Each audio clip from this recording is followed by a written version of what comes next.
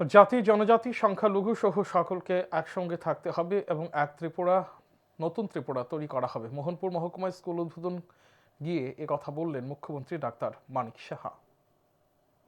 মোহনপুর মহকুমা অধীন 4টি স্কুলের নবনির্মিত দ্বিতল ভবনের উদ্বোধন হয় শনিবার। এর মধ্যে 3টি স্কুলের নতুন ভবনের উদ্বোধন হয়েছে ভার্চুয়াল।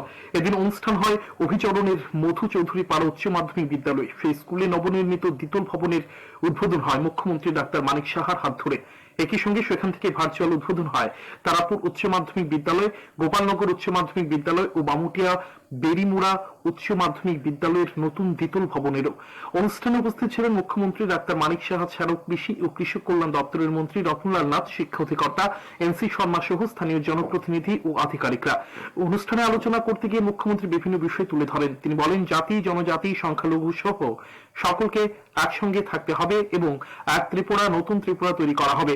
তিনি বলেন, প্রধানমন্ত্রীর থেকে যে দিশা মিলবে সেই দিশায় কাজ করা হবে রাজ্যেও।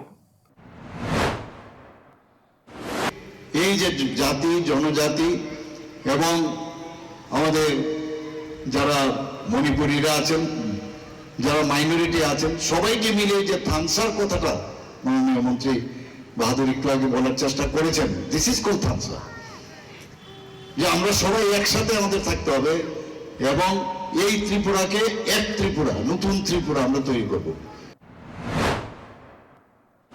বিজেপি মানি উন্নয়ন। বিজেপি সরকার যেখানে যেখানে আছে সেখানে শুধুই উন্নয়ন।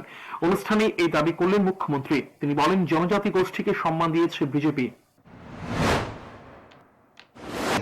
ভারতীয় জনতা পার্টির মানেই ডেভেলপমেন্ট এবং এই পার্টির যেখানে সরকার আছে শুধু ডেভেলপমেন্ট। আজকে জনজাতি গোষ্ঠীর আপনারা দেখেছেন এর আগে কেউ সেইভাবে সম্মান দেয়নি।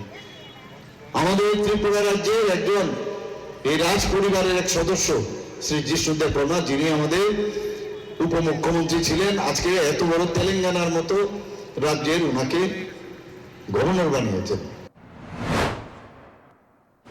এদিন অনুষ্ঠানে এলাকার লোকজন ছাড়াও স্কুলের পড়ুয়াদের অংশগ্রহণ ছিল চোখে পড়ার মতো। সকলের মধ্যে নতুন স্কুল ভবন ঘিরে বেশ উৎসাহ লক্ষ্য করা যায়। Report news today.